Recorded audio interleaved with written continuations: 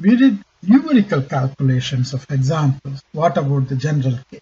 Unfortunately, finding Riemann sums in general is hard, so we are going to do a simple example where we know how to solve the initial value problem. We want to make sure that this matches whatever we're supposed to get. So let's find the area between x equals 1 and x equals 2 under the graph of y equals x squared plus 2x plus 3. In general, it turns out it's a little bit easier to use right-hand endpoints. We'll do that. And we will do this with n subintervals and let n go to infinity. So first I divide the interval from 1 to 2 into n subintervals. So each subinterval will have width 2 minus 1 over n, which is 1 over n.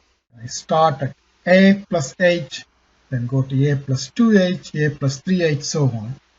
And we'll use the summation notation. You recall summation notation from 1130, sections 1.5 and 1.6. I take f of a plus kh, where k can be 1, 2, 3, all the way up to n. Take this sum, multiply by h. And my function is x squared plus 2x plus 3. A is 1, h is 1 over n. Let's put that in there. A plus kh is 1 plus k times 1 over n, or 1 plus k over n. So f of a plus kh will be the result of plugging this in for x in this expression for the function. It gives me a big mess. Now I have to find this sum. And the way to do that, use the summation formulas from section 1.6. We're going to use the first three of these, which tell me the sum of the whole numbers from 1 to n and squares of whole numbers from 1 to n. There's also the fact that sums distribute over addition, and I can factor out constant scalar multiplication. So to use that though, first I need to simplify this. I'll multiply this out, combine like terms. To multiply this out, I will get 1 squared plus 2 times 1 plus k over n plus k over n quantity squared. Then distribute the 2 here. Then combine the like terms. I have 1 plus 2 plus 3, that's 6.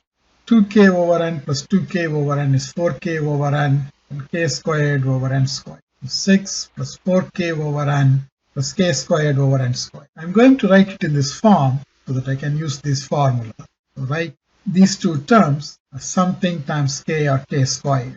Now I can split this up into 3 sums, one for each term, and then factor out the coefficients which don't depend on k. So here I can factor out 6, and I'm just adding up a bunch of 1s. Total is the number of terms. Then here I can factor out 4 over n, and I'll be adding up k, and for that I have a formula.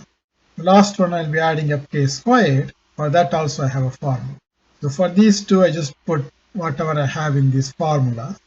Here I get, remember there is a 1 over n in front. I'm going to distribute it all over these and then put the things from the formula. And then we can simplify this. I can cancel one of the n's here and here as well. And since I want to find the limit after that, I'm going to write this slightly different way. Another way to do that is to multiply this out. And then when n goes to infinity, I have n over n essentially, that's limit 1. Here I have 2n squared over 6n squared. That's essentially 1/3. So the limit is 1/3. So I get 6 plus 2 plus 1/3, and that is 25 over 3. You can find the solution to the initial value problem. F prime equals x squared plus 2x plus 3 and 0 when x is 1. The general antiderivative is x cubed over 3 plus x squared plus 3x plus c. And if it's going to be 0 when x is 1, figure out what c is, and then plug in 2, and you will see that you will get 25 over 3. This is again another example that shows that Riemann sums do what we want them to do.